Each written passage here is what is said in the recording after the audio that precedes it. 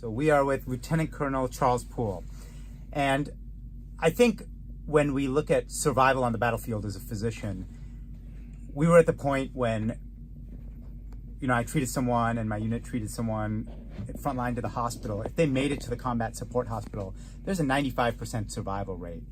And you can only thank the people before you for that, because, the advancements that have happened with time, before the Civil War, there were no hospitals. And then after that, in World War I, we hung blood, World War II, penicillin, then air evacuation. So you, even just recently, were in the Gulf War. And tell us how much things have advanced in the Gulf War to now that we have just a life like we do now. I mean, right now, you might be using your navigation to get to the next place you have to go on your smartphone, but things like that were just so basic back then. And we were just starting into the SINGAR world. We were still using PR-19s, PRIC-19s. Still were basic infantry issue radio systems back then. The SINGAR radio hadn't even really been fielded out across the military. This is the first Gulf War. We were using long-range communications with radio antennas and hoping to get 10, 15 kilometers. Whereas nowadays you're shooting everything off of a satellite and communicating with people halfway around the world, and we think nothing of it. There were no computers other than the 4 or 5 that were at the TOC. Nobody had them. So that's the Tactical Operations Center. Tactical Operations Center. GPSs, everybody holds one in their camera on their phone now. We had this great big giant brick thing that 2 or 3 people had, and it was like playing Pong on Atari back in the early 80s. Which was a great game. Yeah, it was. Yeah. Back in the 70s, and nowadays you're playing the high-speed video games. But we had these, our guidance systems across the desert were non-existent. We just followed the lead tank and hoped that they knew what they were doing.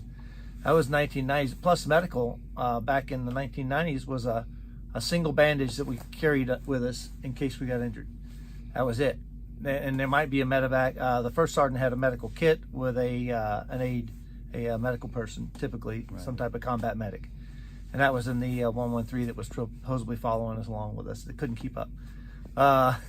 And so on our tanks, we didn't have anything else extra, nothing. It was just the basic stuff, bare bones basic. Yeah. So by 2003, when we get to that invasion, I moved on from armor. I was now in special operations. We were working with the JSOTF.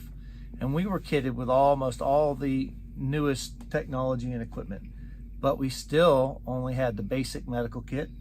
Even though we had M4s, we weren't really any more basic than that. We had the new ACOG systems at the time, which were the first generations on our weapon systems, and those are archaic by today's standards. Even even then, they were still basic scopes.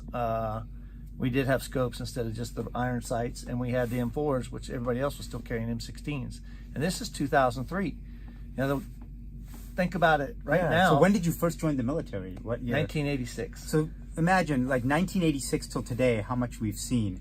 And how does this pertain to you out there? Yes. I mean, it's all about incremental change. So whatever you're doing in your job every day, whatever you're working on, you might be like, why does this matter? Where does this matter?